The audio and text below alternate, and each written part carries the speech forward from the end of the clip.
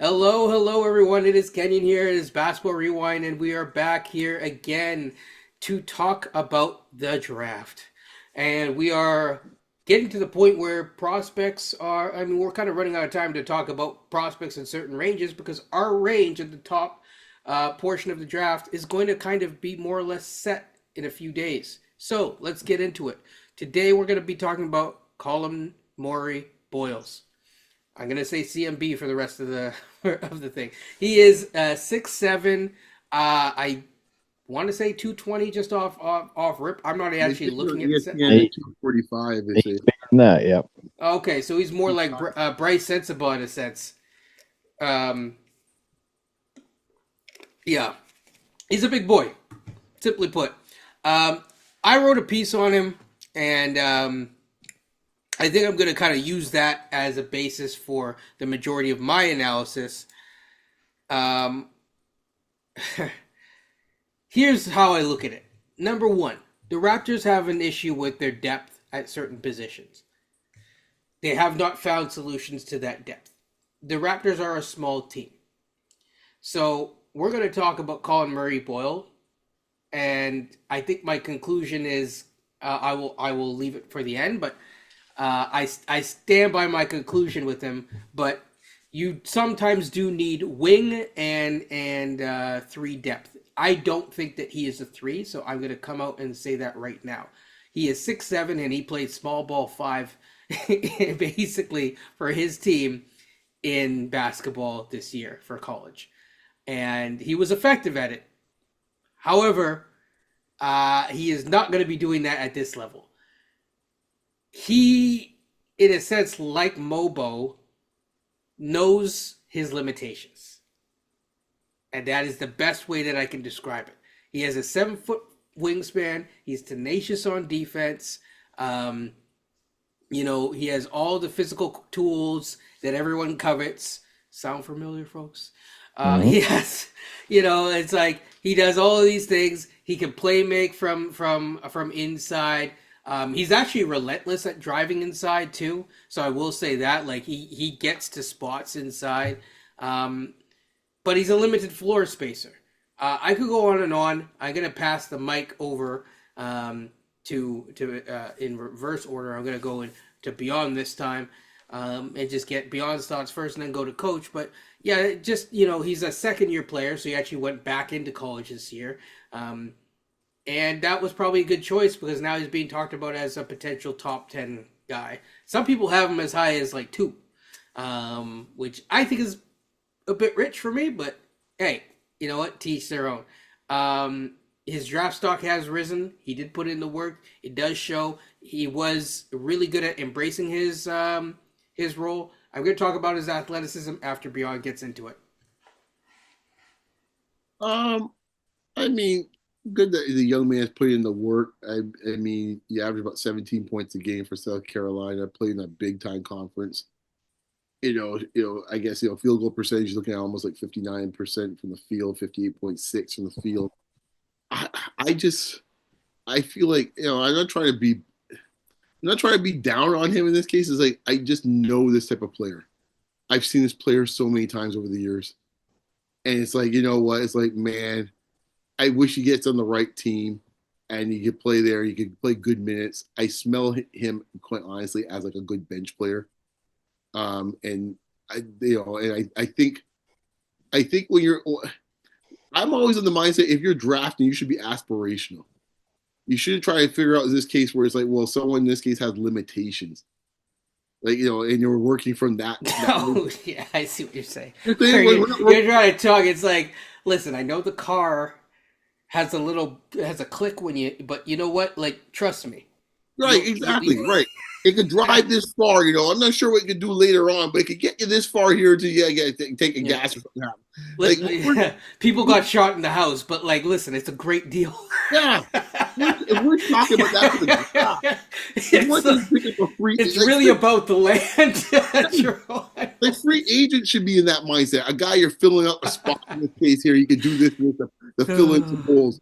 When you talking about your draft pick, your first round draft pick, man, you should be shooting for the moon, man. Not like, well, he's a guy that might be only be able to play these type of roles. Like we got enough guys like that, man, already on this team. Yeah. I want a guy in this case that where it's. And I said before, he does a lot of things well. He seems like he has a pretty decent motor on him. Oh yeah. Motor's not an issue on both ends Yeah, of the exactly, ball. which I do like a lot about him. So I don't want to be like all sour on him or anything like that. It's like I just be honest, folks. Call me a hater or whatever the case may be. I'm very skeptical about tweeners. Tweeners make me nervous. He's solid at handling the ball for sure as well. He has decent footwork. I think strong instincts in the post on when to cut, where to go, where to get the ball to. Smart, high IQ player, or situationally aware. Coach, your thoughts? Yeah. Oh, sorry. Oh, go for it, Beyond. I just want to say, like, the delta for a guy like this could be anywhere from okay, maybe he ends up being like Draymond Green, and he's that, but he also could be Vanderbilt from the Lakers, right? That's the delta we're talking about here, which is a huge delta, man. No disrespect to Vanderbilt, like that's what we're talking about. It's like if you're looking at a top 10 pick, I ain't trying to go down that path, man. Like not I want to go all out, but go ahead, coach. Yeah. He's interesting because, like you said, he's a tweener. He's had to play some at the anchor position for South Carolina this year because he's only 6'7". So forget about him playing center. He had to play some small ball center. There's only one guy who could kind of do that a little bit in the NBA, and that's Draymond Green. And of course, he's won like 3 or 4 defensive players of the year for doing so. So I see him as a little bit of 3 players. I don't like to do this, but I see a little bit of Scotty in him because he could really move his feet very well in defense, and he's got great hands and getting in the passing lane, stripping the ball, like no motor issues at all. So he's a little like Scotty in terms of being able to switch, I think. And then there's some he's got the big frame at 6'7". It's like a little bit of Zach Randolph. Like he's kind of old school on offense when he's posting up in some regards. Like he's really able to use his body. And then in some regards, I think he can be more Draymond Green in terms of leading, being the big defensive communicator. Just watching some of his highlights at South Carolina this year, he gets after it defensively more than most, I would say. I think that extra year of college did him well. And I mean, he averaged a steal and a half, block and a half. That's pretty good for someone who's 6'7", who's able to do that for his team. He can't shoot very well. I mean, from the field, he's almost 59%, but he's about 26% from 3. At the NBA level, he's got that has to go up this year. May I pose a commentary or a thought for you guys to chew on? Mm-hmm. A pick like him, I do wonder, like if the Raptors were to pick him, I guess I'm jumping ahead a little bit, but if the Raptors were to pick him, is that kind of a signal in this case of what they think about the core they have, and more than any other player? I think he's the type of guy that if he's best player available and you're taking him, I mean, we should take best player available, but I don't know if it says anything in particular. However, it will cause a certain questions to be to spring up earlier than what we thought. So yeah, I'm trying to be as diplomatic as possible here.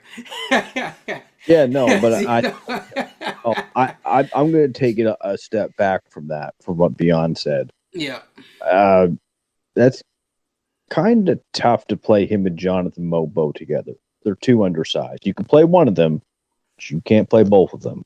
I think I know who would win that out because he's already taller than Mobo. I'm just taking a guess. It's probably the 20-year-old, not the 23-year-old. Plus, he's more expensive already. So, well, actually, he would be more expensive. That's what I'm saying.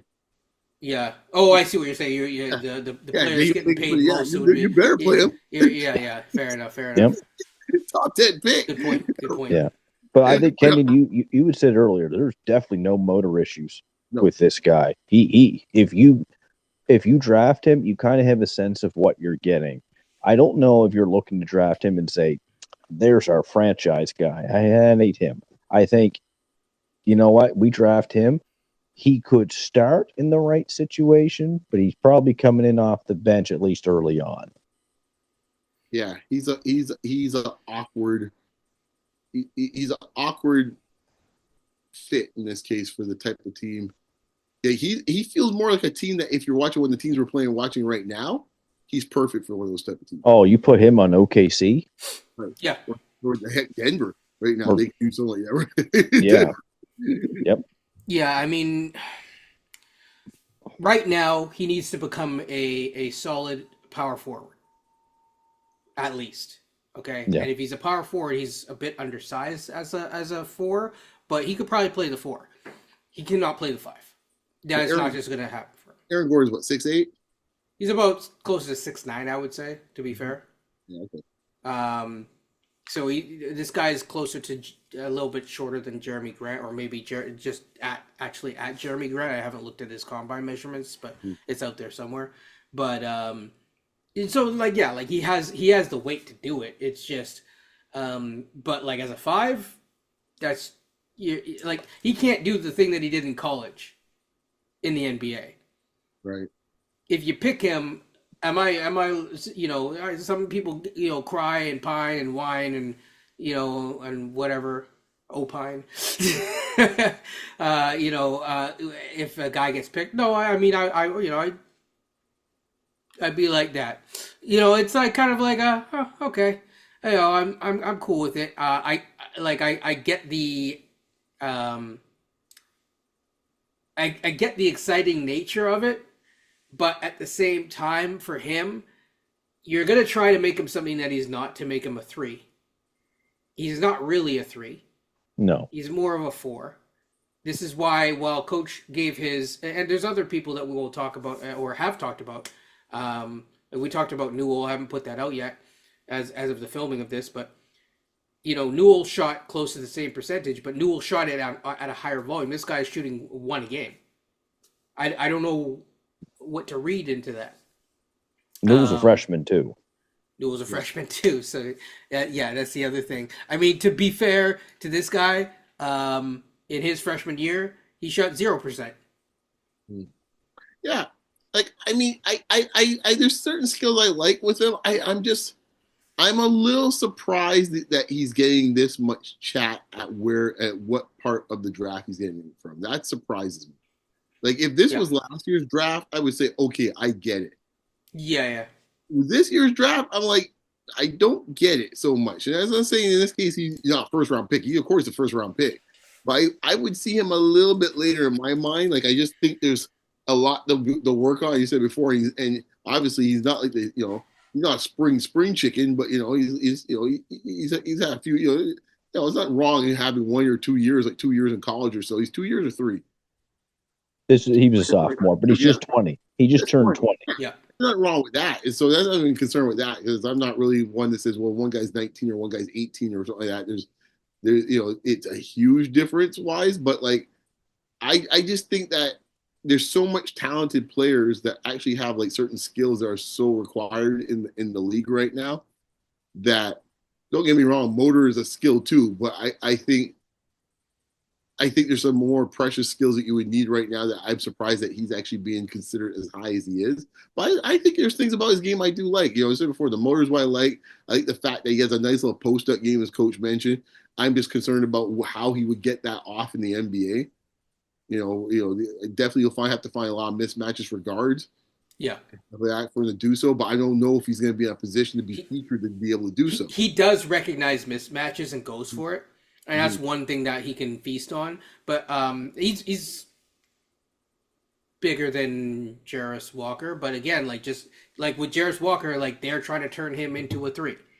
Right. Right? And it's like, are you going to spend time, I don't want to say waste time, but are you going to spend too much time trying to make him something that he's not?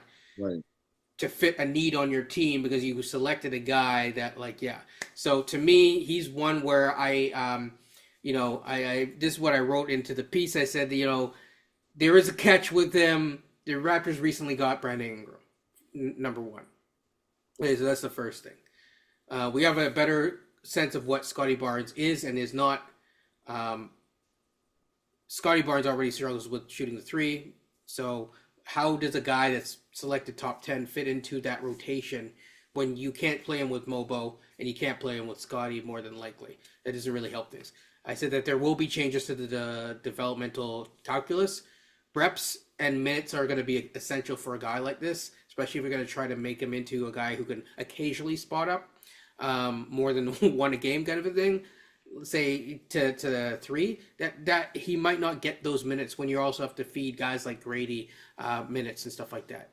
I also think, so like if he's gonna need a lot of time and to get him to the highest outcome possible, and I just don't know if him with his measurements, if that's going to be available on a team like this as readily as it would be with someone else. Well, he can play defense, so that's one thing he's got. Yes. He can play with the team. So. Yes, Well, but he's fighting with like Mobo and Ochai, I guess. Well, I look at some teams that he could work on. One is the Spurs. I know we had Spurs reporter on. Kenny's name's slipping my mind right now. But Dustin, could I see? Yeah, can I see him next to Wemby in the future? I could, because you got Wemby back there, and that kind of toughness, that ability that Murray-Boyles has to be a good fit. I could see him in Oklahoma City. Oh, goodness. Could he play next to Hartenstein or Chet? No problem. I'm going to put another team out there, and beyond, I want your opinion on this. And I'm asking this because of the direction they're trying to go. Could he end up in Dallas? Because right now, I'm assuming they would have the 11th pick in the draft. They do also have Omax, though. I say more the direction of where Nico's trying to take the team. Yeah. I think we can use a few more big wings we don't have really besides Omax, and Omax got a little run this year, but like next year's gonna be a big year for him, and we don't really have any other big wings on the team that could really play some of these guys that you want to play. PJ Washington does a decent enough job, but he's not really the long-term answer. Mm-hmm. So, like, he would be intriguing for a team like Dallas. Like I agree with that. Like on Dallas, I would be quite satisfied if it was like we got the 11th pick, we picked him. It's like, okay, that makes sense. I get that. But how does he fit in next to, for example, Lively?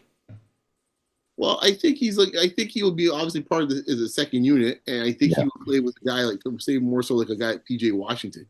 Who could play So PJ Washington would play like the 5, and he would play the 4. Well, or even if he technically is playing the 4 and PJ Washington is playing the 3.